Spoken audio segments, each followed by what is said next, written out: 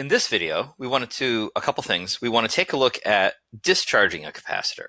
So for example, starting with the capacitor here that's fully charged, or charged to some degree anyway. And what we're going to do is we're going to close this switch, which will provide a link for charge to flow around from one side of the capacitor to the other and discharge the capacitor. When we look at this, this will be a little bit tricky in the fact that the charges on the capacitor make a delta V. There'll be a change in potential from the one side to the other side, from the low V side to the high V side, from the negative side to the positive side of the capacitor. And so that means if there's a delta V, there'll be an E field, an electric field that'll run through the wires, right, from the high V side to the low V side. Those hypothetical positive charges we want to race around to get to the negative side. In reality, electrons race around the other way. But you say the size of the E field depends on the size of the delta V, which depends on how much charge is on the plate. So while this starts to drain out and the charges start to leave, the delta V here is going to get less and less. And so the E field pushing gets less and less. So how quickly I can push charge out depends on how much charge is on the plates, which is changing all the time. So the Q and the rate of change of Q, the dQ dt, how quickly charge is draining, they're going to depend on each other. So you'll get a differential equation out. This is actually an easier derivation than the charging a capacitor derivation, although there is one trick you got to be careful about in it. So we're going to run through that. Before we do that, though, it would make sense to take a look at what the initial conditions and the final conditions for the circuit are going to be. And so we kind of see where we're coming from, where we're going to. So we're going to figure that out first, and the general shapes of the graphs we're going to develop. There's one last thing that I need to talk about that kind of applies to both kinds of circuits, to both charging capacitor and discharging capacitor circuits, and that's something called a time constant. And I'm going to put that at the end of this video. I'll talk about that. Here we're taking a look, transient behavior of charging discharging capacitor, looking at how it behaves during the process of switching from being, in this case, charged to discharged. So we're saying here I have a capacitor. It's going to start off being charged up. We'll say that this is the high V, the high potential side of the capacitor, and this will be the side that's charged up negatively, the low potential side of the capacitor. And so when I close this switch, it means my current, my conventional current, we would say flows this way. We know in reality it's electrons flowing the other way. It'll go around the circuit, right? That current flowing around. And so as that happens, the capacitor will get charged less and less and less and less and less. There is one more thing. As far as given information for this circuit, you see, we know that in reality, it's really hard to figure out how much charge is on something. There's no like really good device to say, oh, touch this, oh, there's this much charge on that object. You can't really do that. So it wouldn't make sense for the charge on the capacitor to be a given necessarily. Most likely, something that we could easily measure in real life, though, is we can measure the voltage, right? Just hook up a delta V, get a delta V with a voltmeter across it. So we're going to say that we're going to give you this other piece of information here. Say we're going to hook up a voltmeter, and we'll say that the voltmeter reads an amount here I'm just going to symbolize as EMF. Okay, that'll be the starting voltage for the capacitor. It, of course, will be changing as the capacitor discharges. So that's our given information. We'll start by taking a look at the charge on the capacitor. And you say, well, at the start, it's going to be fully charged. We'll be at its maximum charge. And again, I could call that Q max, right, my maximum charge. But what I really want is I want it in terms of the variables that are given here. And so to do that, I'm going to use the capacitance formula. That capacitance is my charge per delta V, for the delta V across the capacitor plates. So to find the Q max, I just rearrange this, and I'll say, well, that Q max, that'll be C times the delta V, but specifically the max delta V when I have maximum charge. So that maximum delta V, that's that EMF symbol. So this is going to be the capacitance times the EMF that it was charged to at the start. Okay, capacitance times the voltage. At infinity, if we give this enough time, all the charge will drain out of that capacitor, and so the charge left will be 0. What will this look like on a graph, on a charge versus time graph? Well, we're going to start up with the charge CE, C times EMF. So we'll say that that's here, okay, and we'll say that right there, that's the capacitance times the electromotive force. And you say, now it's going to drain down. And you say, no, how is the graph going to get from here to here? Well, it's not going to drain at a steady rate because as the charge starts to dissipate, starts to move around, it becomes less and less charged. It means, again, a smaller voltage pushing. And so I'm going to have less force, a smaller E field, smaller force pushing the charge around. I'm going to get slower and slower and slower current flowing out. So it's going to start off draining real quick. So as time goes on, Q is going to be dropping very rapidly, but then it's going to drop slower, slower, slower. And when you get to the end, when you get to like trying to push, say, that last electron off this way, right? Well, how big of a voltage is there here pushing the electron? Almost zero. And so the force pushing that last electron off gets so small, it's going to take forever to fully drain this thing and push it through this resistor. So this is actually going to be asymptotic to zero. It'd be like an asymptote here. And so this graph is going to be dropping to exponential decay graph. Well, pretty easy to talk about current now that we've talked about this. You say, finding the current in this circuit, right? You say, well, this current that flows out of the capacitor, it's got to go through this resistor, right? This resistance. And you say that total resistance in the circuit, that's going to try to make it go, it's going to have to wiggle its way through the resistor. It's going to slow it down, right? As it's slamming into those atoms in that metal and bouncing it off them and slowing them down. And so that slow rate, the rate at which we end up going through all that junk, you say, I'm going to figure that out with my formula for a resistor, right? For which is Ohm's law. Okay. So I'm going to say, hey, that delta V is IR. That's the voltage for a resistor. So take a look at this using Ohm's law. We're saying, I know that my delta V is equal to IR. When I think about the delta V here, isn't it true that the delta V here for the capacitor, if I go around and I use the loop law and I go around a complete loop, end up back where I started, my total delta V has to be zero, doesn't it? So I'm back to my starting point. So the change in V has got to be zero. So I'm going to go up EMF here. Then I got to go down the same amount to get back to where I started. So the delta V for this resistor is going to be EMF that the capacitor has.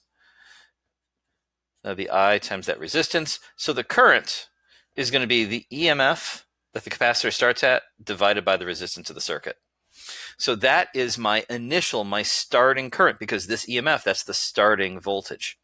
So this I naught, right, this starting current is going to be equal to the EMF that the capacitor starts with, the voltage across the capacitor, potential difference across the capacitor, divided by the resistance of the circuit. What about at infinite time? Well, infinite time, you say, what's happened? The charge is drained out of this capacitor. The delta V between the two plates is going to go to zero. And if I do delta V as IR, zero voltage up here, we've got to go down zero voltage here. You say zero voltage means I'm going to get zero flow through that resistance because the resistance doesn't change. And if this is voltage is zero, my current better be zero. So this heads to zero. So you say, well, this graph, again, this is going to be, I can say, well, what's this graph going to look like? Isn't it true that I is dq dt, is the rate of change? You say, so the flow, how quickly charge is changing. Look, it's really big, steep here, isn't it? A steep negative value, and then it's going to head towards a slope of zero. You say at first there's a huge flow, right? There's big charge pushing all this charge, big charge on the capacitor, making a big voltage, pushing the charge very quickly. But as the voltage gets less and less, there's less and less force from these charges that are remaining on the capacitor to push more charges around. It's going to head to zero. Now, you'll notice that this negative slope means technically my current is going to be down here.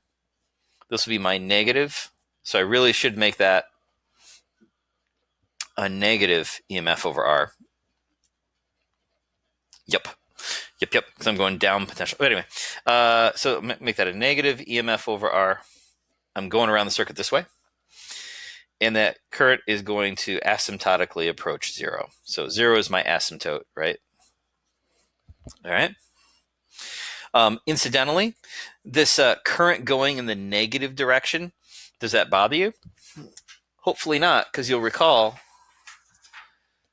that when we first charged up this circuit, right, the current was flowing this way to get to the capacitor plate, right? It was flowing clockwise in the circuit. but now we're pushing the current counterclockwise to discharge. So it's going to be going the opposite direction. Now let's talk about the voltage across the capacitor. You say, that's not going to be too bad.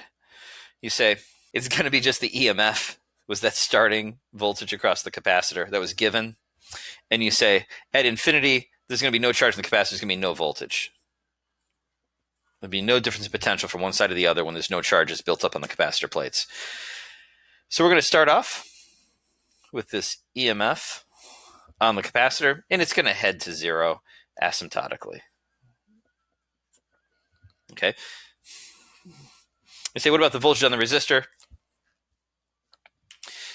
Again, the voltage for the resistor, we're going to go ahead and say that, again, if I go complete loop, using loop law, if I go up potential here, I got to go down potential there. So at the start, it's just going to be the opposite. The voltage of the capacitor is going to be a minus EMF, minus that original voltage of the capacitor. And at the end, you say, well, at the very end, there's going to be no voltage change on the capacitor. And so if I'm not changing voltage here, I can't be changing voltage here because I got to end up again back where I started for loop law. So that's going to go to 0 too. And so I'm going to start off with this really big negative EMF. And I'm going to head to 0 asymptotically. And so you say, oh my gosh, all of these are all exponential decay graphs, aren't they? Right? You say we start off with all this charge, and then what's pushing things, making stuff happen in the circuit gets less and less and less over time goes by. And so that is what we are expecting to get. Let's go ahead now and get into the calculus and doing the actual calculation for this.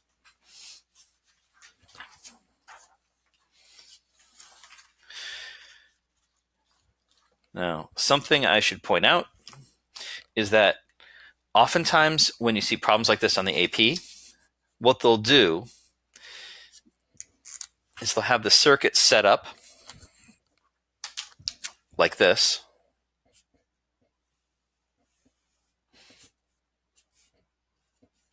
And here's that battery with the EMF.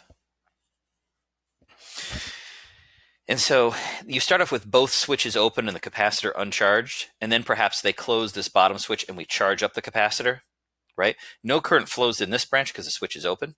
Then when they're done charging the capacitor, then they'll open the switch, right? Again, the charges stay on the capacitor because they're held in place by the E field between the plates. Then they close this top switch, so now current can flow back around this way to discharge the capacitor. And so you notice that when we were charging, my current is flowing this way. But when we open this switch and close this one, now the current's going to flow from that positive plate around counterclockwise. So at first I had current going clockwise. Now when I discharge, the current's going to go counterclockwise when I discharge it. All right. So again, we're going to say that this has an initial voltage across it. If I hooked up a voltmeter, it would register a voltage of EMF, okay, to start with. Assuming we let this fully charge from this battery, that's what we would get. Okay, so what is our goal? We say, hey, our goal here, our initial goal, we would really, really, really like to be able to describe the charge on the capacitor plates as a function of time, okay, while it's discharging. And so the way we're going to do that is we're going to go ahead and we're going to do the loop law. Okay, we're going to do Kirchhoff's loop law. We're going to say, we're going to take a look at the delta V for a complete loop, and then better add up to 0. Again, because V is a property of a location. If I got a V value here, as I go around the loop, if I end up back where I started again, I better be back to a potential of where I started. The total change had better be 0, because this location has a certain V value, right? And when I get back there, I still got that V value. So that being the case, let's go ahead and do this. I want to go ahead and trace a little path through the circuit. I am going to choose to start here at the low V side of the capacitor. Okay, and I'm just going to go ahead. I'm going to track around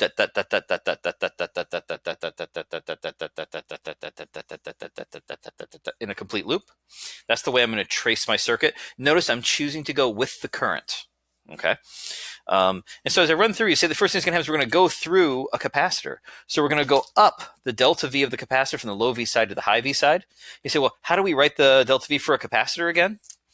You say, again, from the capacitance formula, you would say capacitance is my Q per delta V. And so rearranging, you'd say the delta V for the capacitor is equal to Q over C. Right? So I'm going to write that delta V for the capacitor. I know it's equal to EMF, but since I want to get an equation for Q, I'm going to write it in terms of Q and C. So in general, at the start, it's that maximum Q, but I'm trying to write this equation for at any point in time. So I'm going to write that delta V for the capacitor as Q over C. Okay, and I'm going up potential here, so I'm making that a positive term. Okay, the capacitor, in this case, when I'm discharging, it's acting like the battery, providing the voltage to push the charge around.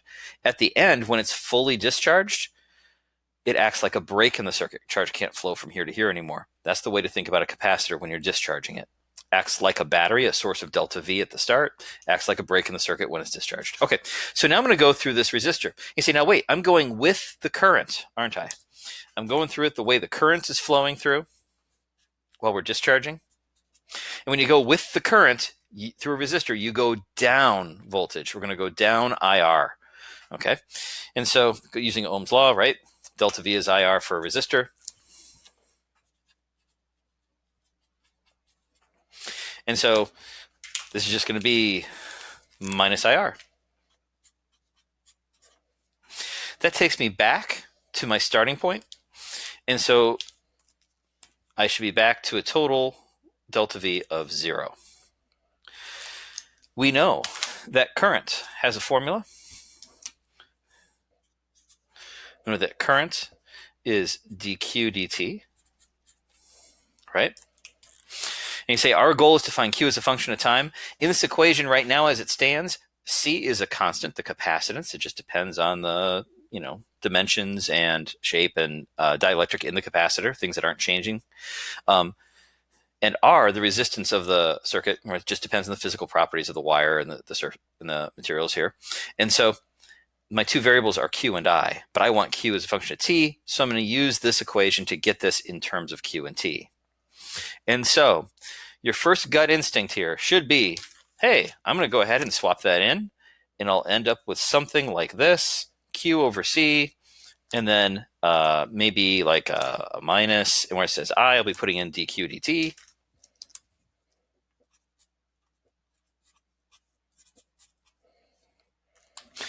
Equals 0. Oops.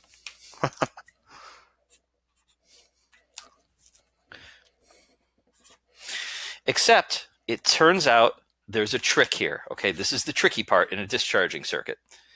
There's something wrong with this equation. It has to do with our definitions for Q and for dq dt. Specifically here, we're looking at the resistor and the current flowing through the resistor, aren't we? Right? And we talked about how if I want to find current, I look at like a spot in the wire, and it's like I'm counting how much charge per second goes through, charge per second, dq dt. But what Q is in this problem is actually, we mean the Q to be the charge on the plates, not the charge flowing in the wire. And so if you think about it, if Q is really the charge on the plates at any given instant, dq dt, what's the rate of change of charge on this plate, on the plates, while we're discharging this? Isn't dq dt negative? The rate of change of Q, it's negative, it's losing it. This is by itself inherently a negative quantity. I want the potential to go down through here. This I guy is already negative. And so I don't want to have two negatives, right? I'm putting the sign here to show what's happening to the Q. So I already have the negative built in to the dq dt. So this is going to be written like this. Okay? So that is tricky, all right? because dq dt, it's the way we're using Q technically isn't the charge flowing in the wire, it's the charge on the capacitor plates. All right. Now it's true that if 5 coulombs per second flow off the plates, I'll have 5 coulombs per second flowing through the resistor, and that's why I can do this trick. But just recognize that this guy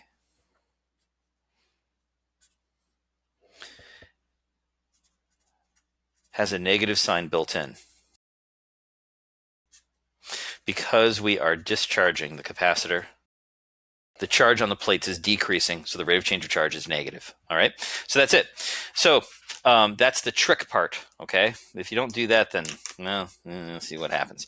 So what I want to do now is we want to go ahead and we have an equation that's got 2 variables, Q and T, involved, right? And so I'm going to go ahead and to solve this differential equation, right? Because you say, hey, I've got both Q and dq dt, both charge and its derivative. You say this is a differential equation. And so I'm going to solve by separation of variables, right?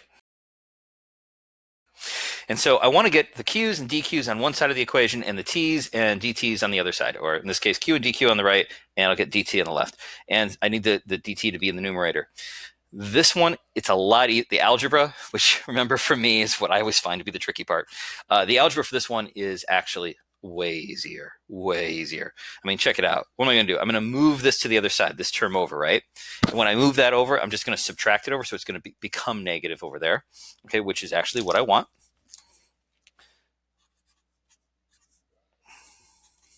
So I'm going to have a negative r dq dt. Doing it my way, you know that I'm a big fan of getting the coefficient on Q to be +1. So I'll multiply through by C. And so if I do that, I'll get Q is negative RC dq dt. Now I'll move the dt over here and the Q down. And I'll move the RC, I'll move the RC over here too, and move the Q there. Multiplying through by dt puts the dt on that side, right? Dividing by Q, both sides, puts the Q down there. Dividing by negative RC is going to put negative RC on that side. And I'm leaving the dq there. And that's what I want. So I've now separated my variables. I've got my dt on one side, and I got my q and dq on the other side. Now we're just going to go ahead and integrate this.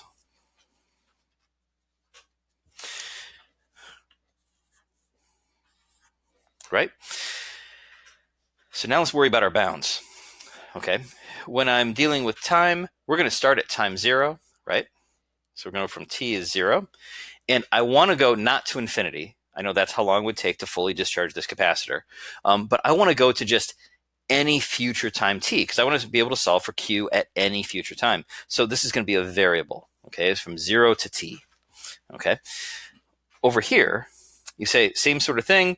We're starting with a certain charge on the capacitor plates. Okay, now what is that starting charge again? You'll recall the starting charge on the capacitor we said is going to be that Q max. I'm going to write it as C EMF, all right? But that's the maximum charge, C EMF, all right? So I want to go from Q is C times EMF, and I could, eventually it's going to be fully discharged and there'll be no charge left, so I could go to 0, but no, I'm not trying to do that. I'm trying to find the charge at any future time. So I want that any charge, right, as a variable Q to be able to solve for that Q. So those are my bounds, okay, the starting charge to the end, okay, to any future charge, I should say, and at time 0 to any future time t. Find the Q at any t. All right, so see, we need a little bit more space here. You say this left side, you'll notice that R and C, those are constants. So again, this is just the integral of a constant, right, with respect to dt, with respect to t. So you say that's just going to be negative 1 over RC. That constant just comes out. And the integral dt is just t. And we're going to evaluate that from 0 to t. On the other side, you say, I'm going to take the integral of 1 over q dq. You recognize that as being the natural log of the absolute value of q. I want to evaluate that from that initial charge, C EMF, to the future, any future charge Q. All right, put it in my bounds.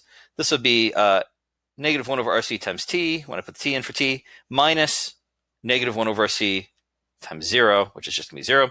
So this is just going to be a minus T over RC. This one we're going to do final minus initial. So I say natural log of Q, or I should say absolute value of Q, minus natural log of capacitance times EMF. Remember, there's a special property of logarithms when they have the same base that if I'm subtracting logs of the same base, I can turn it into a division. So it can be natural log of Q over the maximum Q, right? Okay, so that's what we're going to get. Right? So I have an equation here. Look, I've got Q and T. So I've got Q as a function of T, right? The rest of these things are all known values, right? Constants. And so you say, I just want to now go ahead and rearrange this to get Q by itself. So I have an equation that says Q equals blah, right? So I can plug into blah whatever time I want and solve for the Q. So rearranging this, we're just going to unlogify this. Okay, we're going to exponentiate it. And so you say, hey, this is a log base E. E, as in like, Euler's constant, right? E to this power equals this. So that's going to look like this. I'm going to rewrite that. Q over C EMF is equal to E to the negative T over RC. All right? Okay. What about this absolute value business? You say, well, I want to go ahead and just throw away those absolute value signs and say that this is always going to be a positive value. You say, why? Do you remember what CE is? That's the charge on the capacitor, right? Which I guess technically we always treat as positive, right? And that's the charge on the capacitor which we always treat as positive. It's positive over positive. Even if you wanted the charge to be negative for some weird reason, it'd be charge over charge, be negative or negative, be a positive answer anyway. No matter what, this is going to be positive. We can throw away those absolute values symbol. It's unnecessary. And so rearrange this. I'm just going to move the CE to the other side, the CEMF to the other side. So my charge on the capacitor plate is going to be capacitance times EMF, the initial voltage of the capacitor, times E to the negative T over RC, right? And that's what we get. And you say, I will point out to you once again that the C times the EMF, that is the initial charge on the capacitor, the maximum charge on the capacitor, I might add, right? If that's the maximum charge, then I can think about this equation as being Q is that max, that initial charge, right? Times E to the negative T over RC. And you say, hey, this E to the negative T over RC business.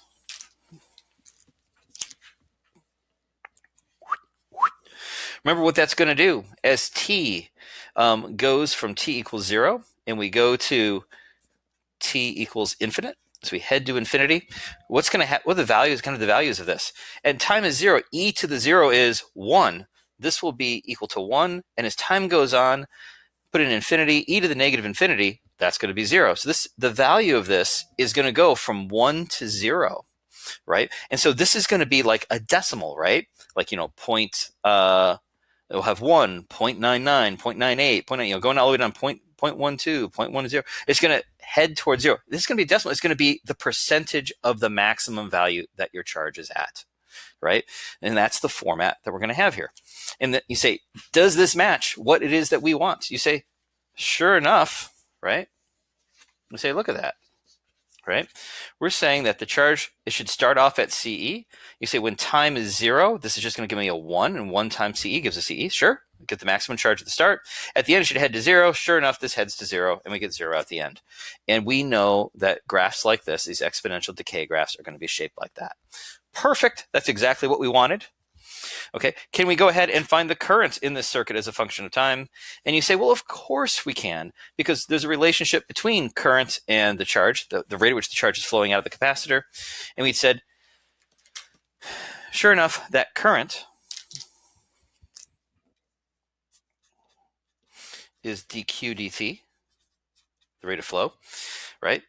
And you say, well, technically, do I want this? There's a negative built into this. Do I want to think? Let's just try to take dq dt and see what happens.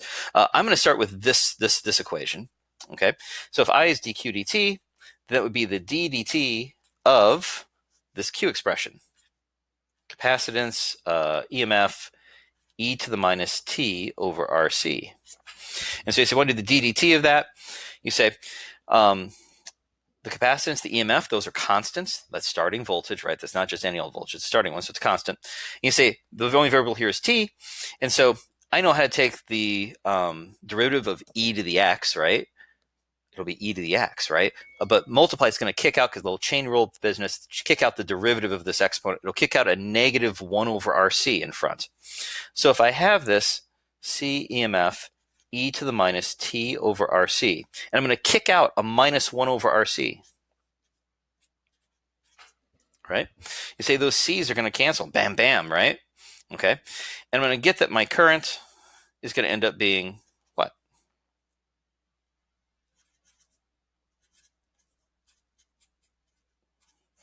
Now, EMF e to the negative t over RC. Now, we can talk about that negative sign, right? And say, technically, this dq dt, remember, it's supposed to be a negative amount, right? Because this is really talking about the rate of change of charge in this thing.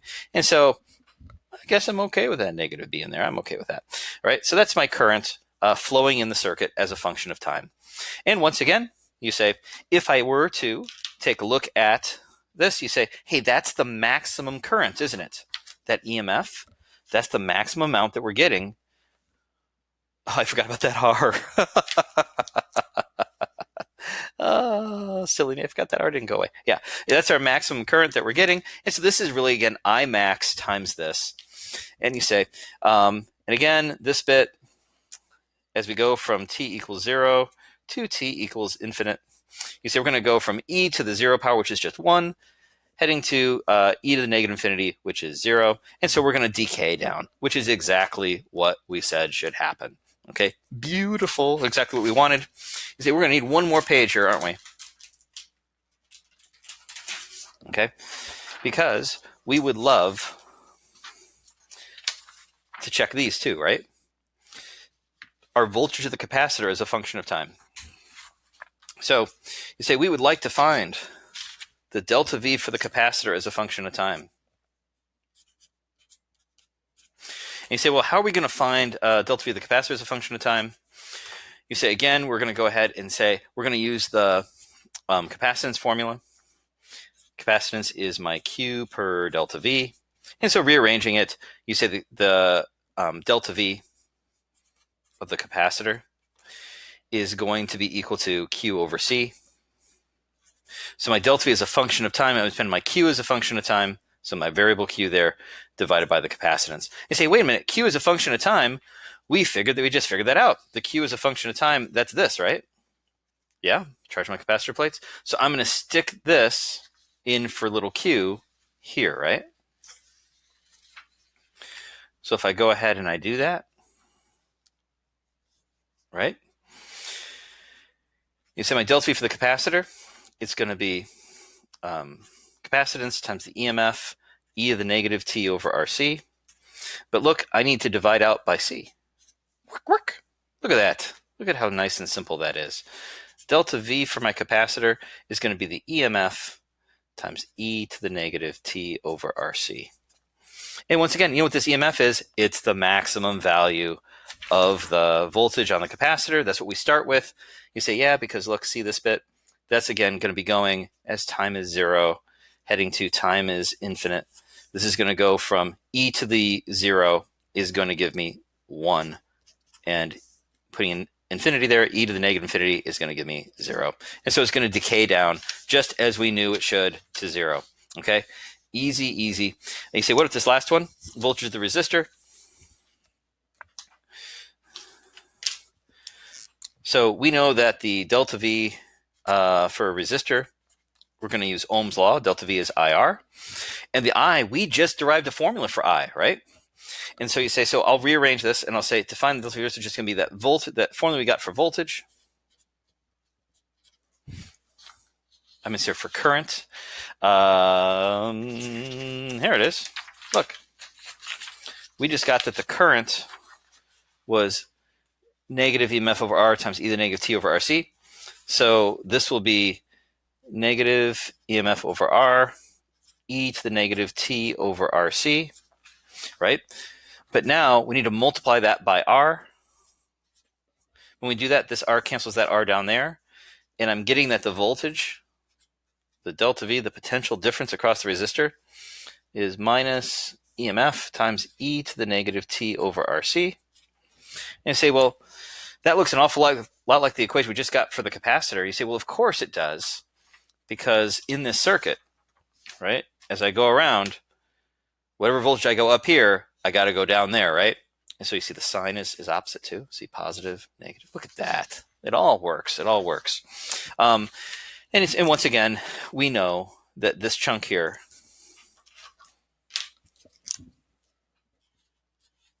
we know that as we go from time is 0 to time is infinity, we know that we're going to go from a value e to the 0 is 1.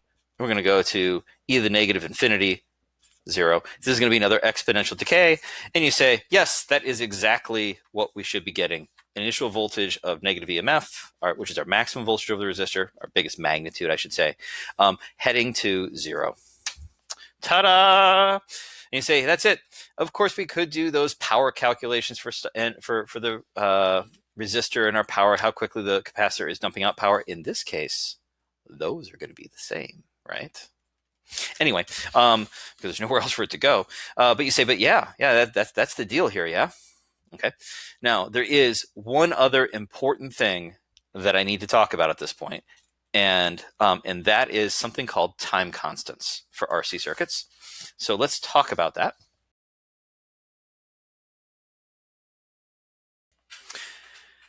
Okay, so what is a time constant for a circuit? And so it goes like this. Let's say that I'm looking at, do you want to talk charging, discharging? Doesn't matter. Either way is fine. We're taking a look at a circuit, and let's talk charging. And so maybe I've hooked up, I've got my battery, I got my switch, right? Got some resistance in the circuit. Okay. Capacitance, resistance, voltage. There we go. And we're going to say that we're going to go ahead and close the switch and start to charge up that capacitor. And you say, now, we know that it's going to take some time to get the charge to the plates, right? And you say, as the battery starts trying to push that current that way, right? You say, charge starts to build up on that capacitor plate. And as the charge builds up on that capacitor plate, it makes it harder to push more charge on, right? Okay, and so on. And so you say at the very end, the change in V between the high V side of the battery here and that plate, right? That change in V between here and here is going to approach 0. And so the E field pushing approaches 0. And so the rate of flow dies down, and you get and it takes forever to get that capacitor fully charged. Technically, it takes forever. In real life, when it gets really close, we say, oh, that's close enough. We'll say it's fully charged. Okay. On the AP exam, they'll say the switch has been closed for a long time. And you'll say, oh, okay, we'll say it's fully charged. However, when I try to push this around, you say there's going to be difference if I had circuits with say a bigger capacitor. It's going to be able to accept more charge. Doesn't it kind of make sense that it's going to kind of take longer to charge? It'll charge, well, no, they all take infinite. It'll be slower to charge though, but wait, it takes infinite, everything is infinite, but still it's got to be slower, right? What if I put more resistance in? There's more junk that it slows down the charge more. The rate at which charge can flow here is then decreased, right? The more resistance and junk, it's got to try to wiggle its way through, right? That would slow it down. So it would take longer to charge. Oh, no, wait, they all take infinite. You say, but the rate at which it's getting there, you know what I mean? The rate at which it's heading to, is, you see what I'm saying? Mathematically, it's kind of hard to talk about. There's something similar to this that you're already acquainted with from chemistry class. So I want to talk about that.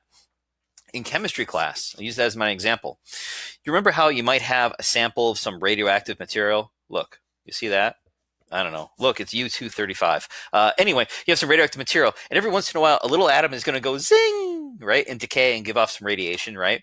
Okay, and then later on, another one goes zing, right?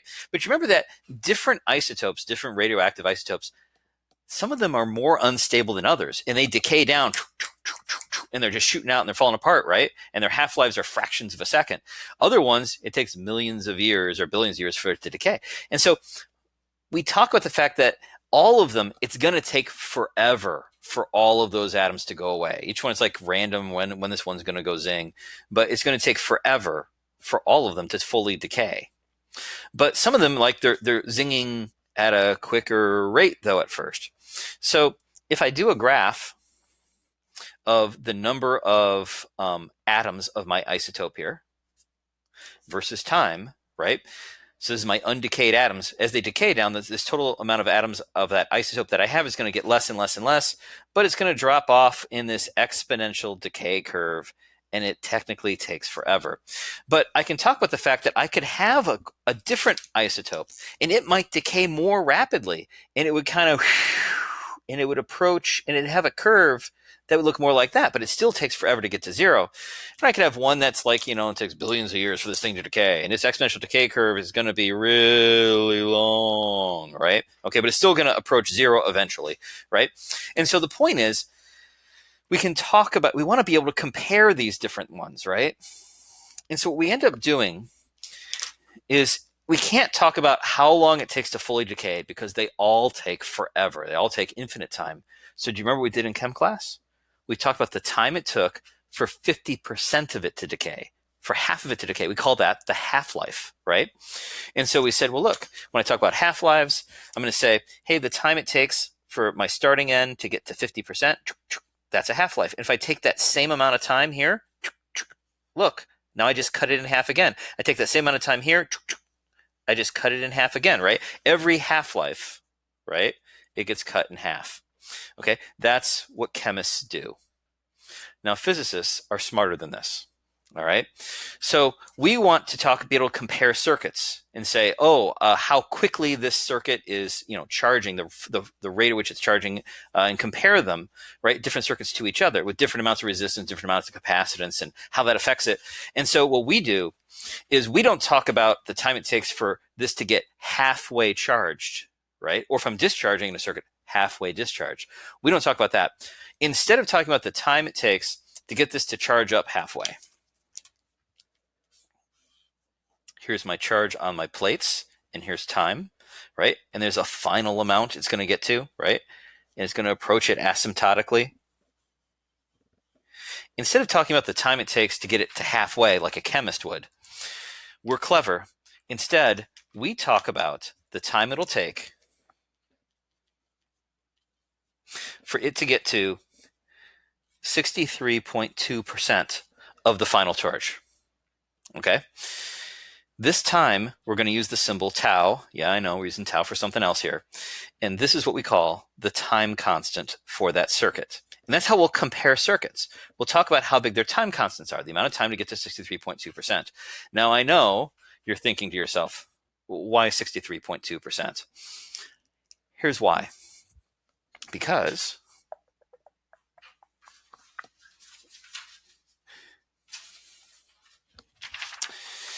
when we derive the formula here, right, for charge as a function of time, we got this expression, right? Do you remember that this exponential bit, it's the bit that tells you what percentage of the max you're at, right?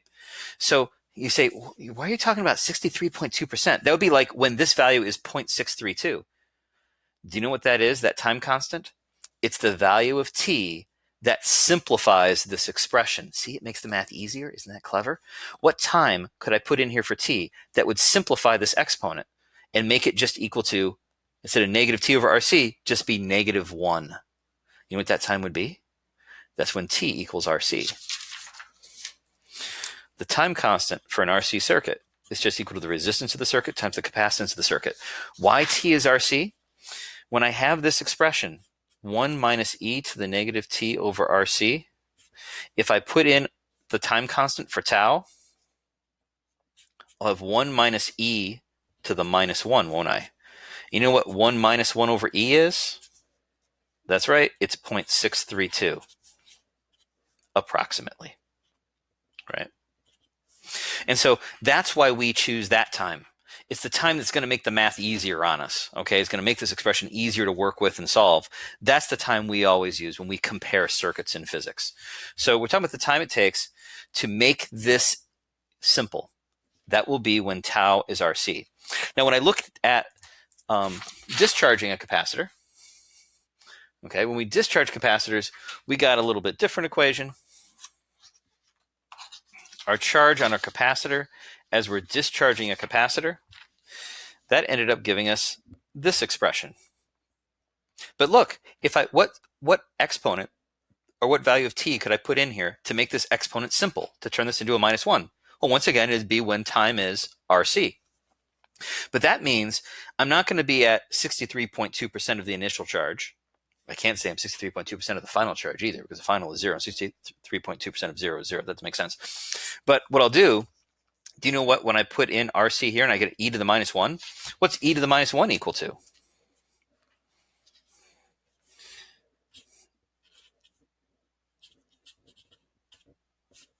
And I'm going to put in RC, e to the -1, that's just 1 over e. Well, that's just going to be 1 minus this. It's just going to be approximately equal to 36.8%. Okay, so percent, that's just going to be 0.368. So that'll be when I'm looking at one of these decay graphs, right? Charge on the capacitor plate versus time, right? Starts here, heads to, right? You know what I mean? Exponentially approaching 0. You say, hey, when I'm at the time constant, right? Tau equal to RC. When I'm there, that's when I'll be at 0.368, okay, 36.8% of my initial Q. Okay, and that's the way you do time constants for RC circuits. It's always equal to the total resistance of the circuit times the total capacitance, right, of that capacitor. That's how you do it. So that's how you find time constant for an RC circuit. Okay, and that's how we compare circuits with each other. You say, we won't say, you know, how long does it take this one to decay? Well, it takes forever for all of them. So you say, well, how long does it take for it to get to 36.8% of its initial value? Oh, okay, it takes this much time. And that tells you something about the circuit, how swiftly this curve is dropping, right? I could have one that approaches exponentially at a much steeper sort of a curve, okay? And that would have a smaller time constant. That would be something that had what? Smaller resistance or a smaller capacitance to start with. It's going to drain that capacitor faster, right? Makes sense? Okay. With this one, to build up to 63.2, if I got a bigger time constant, it must have had a bigger capacitance, and so it takes longer time to fill that capacitor, or have bigger resistance, so it was more junk it had to flow through. It slowed down the rate at which we could fill it. Okay, so it kind of makes sense, I think, the time constant, why it should be dependent on R and on C in a direct proportion like that. Okay, and that's it. That's time constants in RC circuits. We can do the same sort of thing anytime we have a differential equation or exponential equation like this. We can come up with a time constant. We do the same thing for air resistance problems with air resistance, because we get a similar, very, very similar equations out, and we'll have an exponential like this, and we can talk about the time that makes that exponent be -1. That simplifies the expression, but in an air resistance equation, not the key equation. And so it'll have a certain value too. Honestly, I have never seen them ask about the time constant in an air resistance problem on the AP exam before. Never seen it.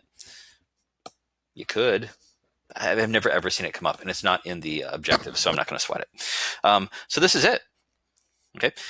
Hope this made sense. And this is something, this formula is not on the formula sheet. It's something that you would just need to know, because they will ask you, what is the time constant for this circuit? And that's all they say. And you have to recognize, I need to take the resistance times the capacitance.